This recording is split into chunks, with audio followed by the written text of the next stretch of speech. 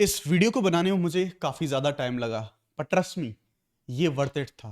मैं आपको जेन्युइनली एक बात बस बोलना चाहता हूँ, अगर आप इस पूरे वीडियो को देखते हैं, इस वीडियो के देखने के बाद आप जैसे ही आंसर राइटिंग शुरू करेंगे, दैट्स माई गारंटी कि आपके आंसर में डिफरेंशिएशन दिखना शुरू हो जाएगा जस्ट आफ्टर दिस वीडियो। ऐसा मैंने क्या कर दिया भाई इस वीडियो के अंदर? कोई मैंने रॉकेट साइंस नहीं चलाई है। सिंपल सी बात यह है कि मैंने बहुत सारे इंग्लिश मीडियम के जो टॉपर हैं, उन टॉपरों की कॉपियां कलेक्ट करी, उनका एनालिसिस देखा, और सबसे पहले जब आंसर राइटिंग में हम जिसे कहते हैं आइस ब्रेकिंग, वो काम करने की मैंने कोशिश करी है। अब आप सब लोग पढ़ते हैं, रिवाइज भी करते हैं, लेकिन जब आंसर राइटिंग की बात आती है तो प्रॉब्लम ये आती है कि सर समझ नहीं आ रहा शुरू कैसे करें इस आंसर राइटिंग को करना, समझ नहीं आ रहा लिखें कैसे। तो उस पूरे आंसर राइटिंग की प्रोसेस का एक बहुत छोटा सा हिस्सा है जिसे मैंने यहां पर आपके लिए तैयार किया है, एंड दैट इज इंट्रोडक्शन। आप सब लोग जानते हैं कि हम लोग इंट्रोडक्शन, मेन बॉडी और कंक्लूजन, उसके तौर पर हमारा 3 भागों में मेजरली हमारा जो क्वेश्चन है उसको लिखा जाता है। लेकिन इंट्रोडक्शन को लिखें कैसे? और उसके बावजूद भी नॉट ओनली हिंदी मीडियम के जो टॉपर्स हैं, इंग्लिश मीडियम के टॉपर और ऐसे टॉपर जो ऑलरेडी आईपीएस या फिर अदर रैंकों पे सेलेक्टेड थे, वो अपने आप को प्रमोट करने के लिए, आईएएस में आने के लिए उन लोगों ने आंसर राइटिंग करी थी। उन्होंने इंट्रोडक्शंस को कितने प्रकार से लिखा था, कितने कितने प्रकार के इंट्रोडक्शन है वो लिखे जा सकते हैं। और मैं सिर्फ बातें बोलने में बिलीव नहीं करता, मैंने एग्जीक्यूट करके दिखाया है। मतलब मैंने एक एक प्रोसेस को आप लोगों को बताया है कि भाई देखो, ये वाला इसका एग्जांपल, ये इन्होंने इस कॉपी में ऐसा लिखा था। इवन कई जगह मैंने आपको बेहतर एग्जांपल भी दिए, देखो इसमें इस चीज को ऐड ऑन करा जा सकता है। केवल ध्यान से इस वीडियो को देखना और इसे एग्जीक्यूट करना आंसर राइटिंग में। दैट्स माय गारंटी कि इसके बाद से जब भी आप आंसर लिखेंगे, आपका इंट्रोडक्शन एटलीस्ट बेहतर होगा। बाकी आप लोग मुझे बता सकते हैं कमेंट सेक्शन के अंदर कि आपको और आंसर राइटिंग में क्या दिक्कत आती है, उसको भी मैं यहां पे एड्रेस करने की कोशिश करूंगा नेक्स्ट वीडियो के अंदर। हावेवर ध्यान से समझने की कोशिश करते हैं। सबसे पहले, जैसा मैंने कुछ जो पॉइंटर्स हैं वो आप लोगों को यहां पे बताए हैं, इंग्लिश मीडियम के टॉपर जिनकी बहुत अच्छी रैंक आई है, उन लोगों की कॉपियों को मैंने रेफर करा है, रियल एग्जीक्यूशन करके दिखाया है कि आंसर में कि आप एग्जैक्टली उसका कैसे इस्तेमाल करेंगे। और मल्टीपल टाइप भी हम देखेंगे कि ऐसा नहीं कि इंट्रोडक्शन का एक ही प्रकार है, एक से ज्यादा टाइप को मिक्स करके कैसे एक बेहतर इंट्रोडक्शन लिखा जा सकता है। और जो हमारा मल्टीपल टाइप से हम पहुंचेंगे मल्टीपल, और मुझे लगता है कि जिस इंट्रोडक्शन में अगर पॉसिबल हो, इंपोज नहीं करना जबरदस्ती, अगर पॉसिबल हो और अगर मल्टीपल हमने डायमेंशन से उनको इंट्रोडक्शन में ही लिखने की कोशिश करी टाइप्स के अंदर, तो वो एक बहुत बेहतरीन इंट्रोडक्शन निकल के आता है। बिना देरी किए आपको लेके जाऊंगा मैं सीधा आंसर राइटिंग का जो मेरा यहाँ पे टारगेट है उस चीज को लेके। देखो यार, आप सब लोग जानते हैं दिस इज, आप सब लोगों को दिखता है कि यूपीएससी का मेंस का आंसर जो कॉपी लिखी जाती है वो, मतलब जो कॉपी होती है इस तरह की कॉपी होती है। दो तीन चीजें आपको यहाँ पर समझनी होंगी, जिसमें सबसे पहले कि ये जो कॉपी है, क्वेश्चन पेपर आपको अलग मिलता है और कॉपी आपको अलग मिलती है। क्वेश्चन पेपर आप अपने साथ घर ले आते हो और कॉपी को आप वहीं पर सबमिट करके आते हैं। कॉपी में भी क्वेश्चन है, वो क्वेश्चन मेंशन होता है, तो ध्यान रखिएगा जो कॉपी में यहाँ पे जो क्वेश्चन होगा उस क्वेश्चन में आप कहीं भी कोई भी कैसा भी मार्क नहीं करेंगे कि डिस्कस लिखना है, कीवर्ड कोई मार्क करना है, तो वो जो मार्क करेंगे आप क्वेश्चन पेपर के अंदर मार्क करेंगे, यहाँ कॉपी मार्क नहीं करेंगे। सेकंड थिंग, जो इंट्रोडक्शन है, जितने भी सारे इंग्लिश मीडियम के जो टॉपर हैं उनके बारे में आपको दिखाऊंगा और बताऊंगा, लाइव आपको दिखाऊंगा कि 3 से 4 लाइन के अंदर उन्होंने पूरा अपना इंट्रोडक्शन खत्म कर दिया है। पैराग्राफ नहीं लिखना, हिंदी मीडियम में ज्यादातर लोग वही करते हैं, भर भर के पैराग्राफ लिख देते हैं। और दूसरी बात, इंट्रोडक्शन के अंदर भी हमें कुछ जो मोस्ट इंपॉर्टेंट हमारे जो कीवर्ड्स हैं उनको हाईलाइट करना है। और उसके साथ साथ आप यहां पर देख रहे हैं ना, ये वाला जो खाली एरिया है, ये वाला जो सेगमेंट है, प्लीज इसमें आप ना लिखें, इसे आप खाली छोड़ें। कुछ लोग इस लाइन से आगे निकल के यहां तक लिखाते हैं ना, this is the only way. ये केवल स्पेस है जिस स्पेस के अंदर आपको यहाँ पे लिखना है। ये जो आपका जो बॉर्डर एरिया है, इस बॉर्डर एरिया के बाहर आप नहीं जाएंगे आंसर राइटिंग में। केवल इन बातों का सबसे पहले ध्यान रखना है। बहुत बेसिक सी थी, छोटी सी बात थी। अब जो हमारा मेन गेम है कि एक इंट्रोडक्शन को आप कितने प्रकार से लिख सकते हैं, कई बार ये डिपेंड करता है कि क्वेश्चन का नेचर कैसा है, वैसे बारे में बात करेंगे। तो सबसे पहले मैं डिस्कस करूंगा, आप देख सकते हैं वैसे कि डेफिनेशन बेस्ड, जो कि सबसे इजीएस्ट फॉर्म होती है। Definition based, context based, current affair based, data report, कोई कमिटी है उसकी रिकमेंडर पर बेस्ड होगा, रिकमेंडेशन उस पर बेस्ड होगा। सिग्निफिकेंस या फिर कोई इवेंट है, जैसे 1857 की क्रांति का आप जो अगर कोई आप रेफरेंस देना चाहें वो दे सकते हैं। कॉन्स्टिट्यूशन बेस्ड, पॉलिटी में भर भर के इस्तेमाल कर सकते हैं।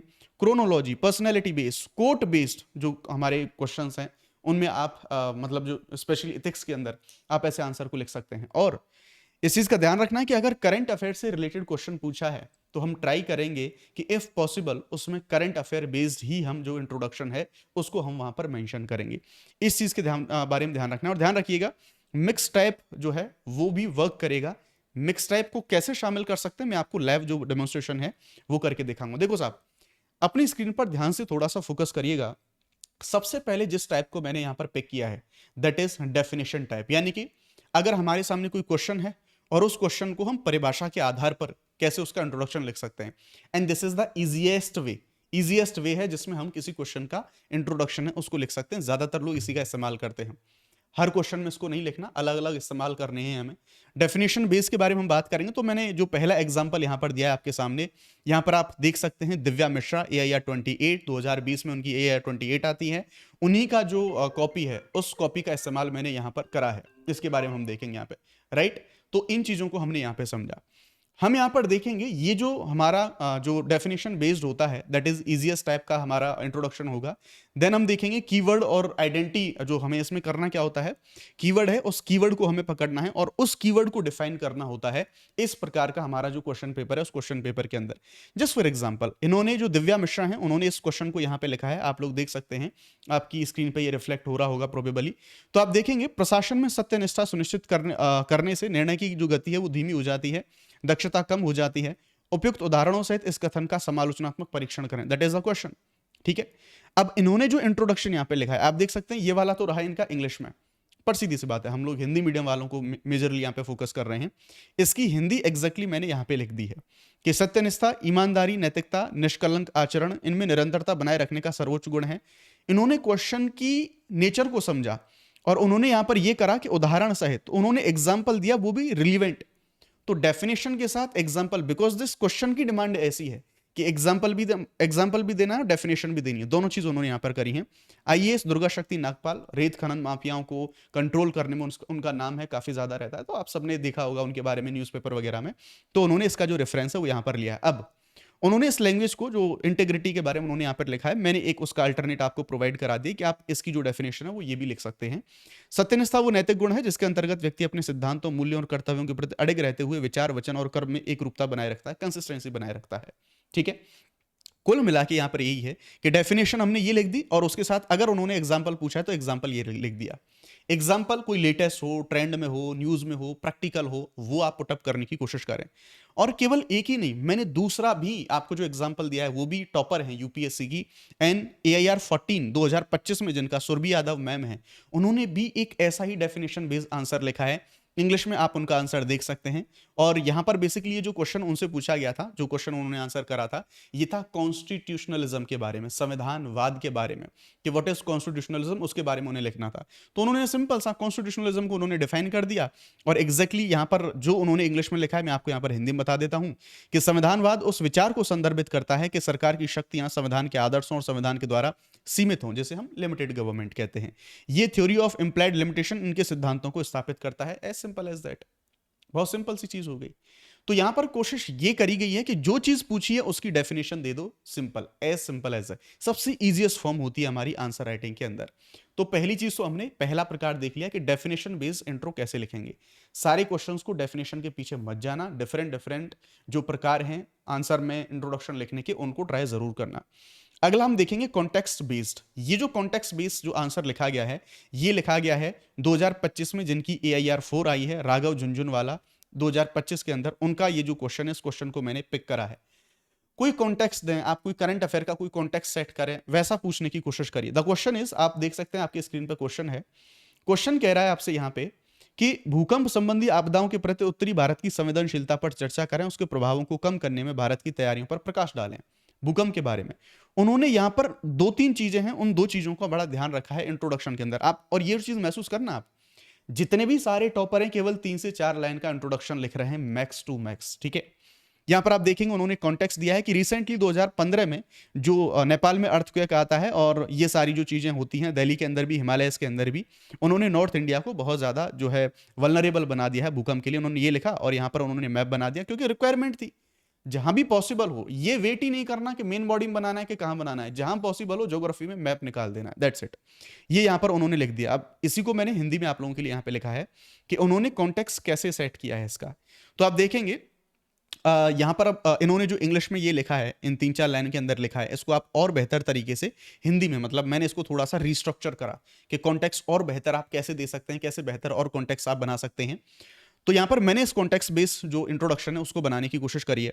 2015 के नेपाल भूकंप और हाल के वर्षों में दिल्ली एनसीआर और हिमालय क्षेत्र में आए लगातार भूकंपों ने उत्तरी भारत की भूकंपीय संवेदनशीलता को पुनः उजागर किया है, जिससे प्रभावी आपदा तैयारी और शमन उपायों की आवश्यकता और अधिक महत्वपूर्ण हो गई है। बहुत ही ब्यूटीफुल, मतलब 4 लाइन में आप लिख देंगे इसको आराम से, 5 लाइन में हो सकता है हार्डली, और आपका इंट्रोडक्शन बहुत शानदार हो जाएगा। उन्होंने जब भूकंप के ऊपर क्वेश्चन पूछा तो उन्होंने नेपाल का और दिल्ली का, नॉर्थ इंडिया का कॉन्टेक्स्ट दिया और साथ में मैप बना के जो ज्यादा वल्नरेबल एरिया है उसको भी उन्होंने बता दिया कि ये हिमालय वाला एरिया है, ये ज्यादा वल्नरेबल है अर्थक्वेक के लिए।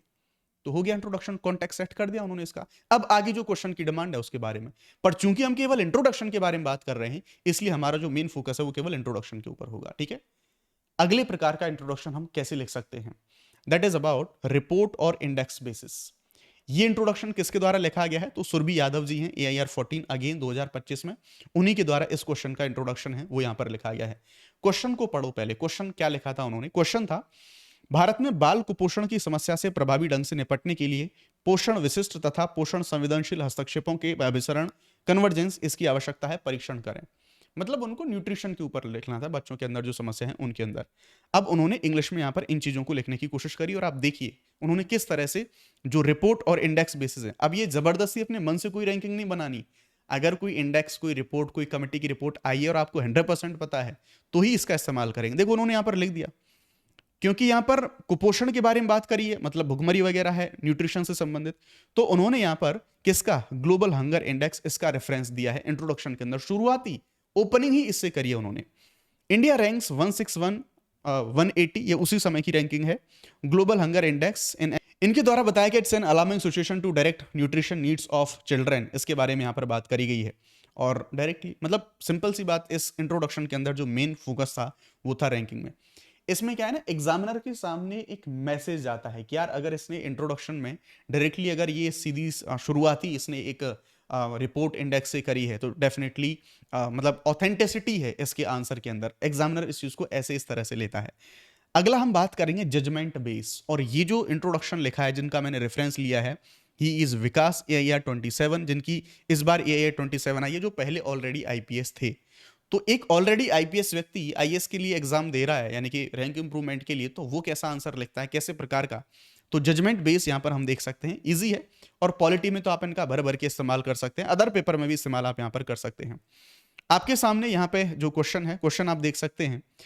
यहां पर हम जो क्वेश्चन है उसके बारे में बात करेंगे। Resource collection and redistribution remains a keystone in federal structure, how enactment of 101 constitution amendment act strengthen federalism. ये क्वेश्चन था उनके सामने, और उन्होंने आप देखेंगे एज पर बॉम्बई केस, उन्होंने सीधा फेडरलिज्म के बारे में उन्होंने ये नहीं बताया कि फेडरलिज्म की डेफिनेशन नहीं दी, उन्होंने इसकी ओपनिंग करी है। कैसे उन्होंने इसकी ओपनिंग करी है, जो सुप्रीम कोर्ट का जजमेंट है जिसमें सुप्रीम कोर्ट ने जो SR बॉम्बई केस था उसमें फेडरलिज्म को बेसिक स्ट्रक्चर का पार्ट माना था। तो आप यहां पर देख सकते हैं कि किस तरह से, तो उन्होंने यहां पर सीधी ओपनिंग करी, SR बॉम्बई केस के अनुसार संघवाद भारत की मूल संरचना का एक अभिन्न अंग है, ऐसे उन्होंने ओपनिंग करी। तो वो एक एग्जामिनर है, उसको एक मैसेज देना चाह रहे हैं कि yes I have some authenticity, वो देना चाह रहे हैं। तो वो आपको, अब इसको थोड़ा सा मैंने बेटर वर्जन में थोड़ा बनाने की कोशिश करी है ऐसे, होप यू लाइक इट। तो आप देख सकते हैं कि SR Bombay case versus Bharat संघ 1994, सुप्रीम कोर्ट ने संघवाद को भारतीय संविधान की मूल संरचना का अभिन्न अंग माना है। इसी संघीय भावना को सुदृढ़ करने की दिशा में 101वें संविधान संशोधन अधिनियम ने कराधान एवं राजस्व साझेदारी के लिए सहकारी ढांचा स्थापित किया है। तो थोड़ा सा मैंने 2-3 लाइन और एक्स्ट्रा करके थोड़ा और अच्छा सा बैकग्राउंड है वो बना दिया, उन्होंने शॉर्ट में लिख दिया था। तो ऐसे आप कर सकते हैं कि किसी जजमेंट का, कोई भी कैसा भी, कोई फंडामेंटल राइट का जजमेंट है, फेडरलिज्म का जजमेंट है, कैसा भी, राष्ट्रपति की पावर, गवर्नर, क्योंकि गवर्नर न्यूज में रहता है, गवर्नर से संबंधित जो केसेस हैं उनमें आप सुप्रीम कोर्ट का जो जजमेंट है उसको आप कोट कर सकते हैं, राइट। तो इस तरह से हमने देखा। अगला हमारा जो आता है इंट्रोडक्शन का type, that is data based, और ये जो लिखा गया है कोमल पूनिया UPSC CSE 2024 AIR 6, उनके द्वारा इसको लिखा गया है कि कैसे। और ध्यान रखना, मैंने बहुत टॉपरों की कॉपी देखी है आप लोगों के लिए, अपने के लिए, आप लोगों के लिए, तो उसमें बहुत सारे टॉपर एक ही काम करते हैं। कुछ टॉपर तो ऐसे हैं उन्होंने इतना फ्रिक्वेंटली इस्तेमाल करा है, इतना फ्रिक्वेंटली इस्तेमाल करा है कि हर क्वेश्चन की ओपनिंग विद डेटा, जितने डेटा आपको पता है, डेटा से, रिपोर्ट से ज्यादातर एक मैसेज आना है एग्जामिनर के सामने। तो आप यहां पर देख सकते हैं क्वेश्चन है उनके सामने, describe the critical factor for locating of defence industries and suggest measure to overcome the challenges, इनके बारे में, डिफेंस के बारे में बेसिकली क्वेश्चन पूछा गया है। आप देखिए ना उनकी राइटिंग में, बजट 2023-24 का उन्होंने दिया है और सीधा डेटा बताया है कि भाई साहब यहाँ पर कुछ परसेंटेज बजट है वो इतना अलोकेट करा गया है। आप यहाँ पर देखेंगे कि 8% जो बजट है वो आवंटित करा गया है डिफेंस डिफेंस स्वदेशीकरण के लिए, इसके लिए इसको अलोकेट करा गया। अब ध्यान रखना, डेटा कोई तुक्का वाला मत देना, कोई ऑथेंटिक एजेंसी हो, चाहे वो ग्लोबल लेवल पे हो चाहे फिर वो इंडिया के लेवल पे हो, उसी का डेटा इस्तेमाल करना, अपनी तरफ से ये ज्ञान यहाँ पर मत लगाना, ठीक है। अगर ये याद हो तो ही ऐसी ओपनिंग आप शुरुआत कर सकते हैं। देन अगर करंट अफेयर का क्वेश्चन है तो उसमें तो डेफिनेटली आप ट्राई करें कि करंट अफेयर बेस ही इंट्रोडक्शन की ओपनिंग करें। लेकिन अगर करंट अफेयर का क्वेश्चन नहीं भी है तो भी किसी भी क्वेश्चन में अगर कोई करंट रिलेटेड को डेवलपमेंट रहा है उस चीज के बारे में, जस्ट फॉर एग्जांपल मान लो गवर्नर से कोई क्वेश्चन आया, तो गवर्नर तो न्यूज में बने रहते हैं, है ना। तो गवर्नर से रिलेटेड कुछ भी करंट अफेयर के डेवलपमेंट हुए हैं वहां पर उस चीज को लिख देते हैं। मतलब जिस भी चीज में जो भी डेवलपमेंट करंट अफेयर से रिलेटेड रहा है उसे आपको वहां पर मेंशन करना है। और इस क्वेश्चन को लिखा गया आकांक्ष धुल AIR3 उनके द्वारा। आइए यहां पर देखते हैं उन्होंने क्या लिखा। क्वेश्चन था, ईरान और सऊदी अरब के बीच चीन की मध्यस्थता में हुए राजनयिक समझौतों के महत्व और नेतार्थ को स्पष्ट करिए। उन्होंने ओपनिंग इसकी करी है, recently China insured success of ये। हिंदी में मैंने यहां पर आपको उसके लिए लिख दिया है कि हाल ही में चीन ने ईरान और अरब के बीच मीडिएटेड डिप्लोमेसी करके एक महत्वपूर्ण कूटनीतिक सफलता प्राप्त करी है।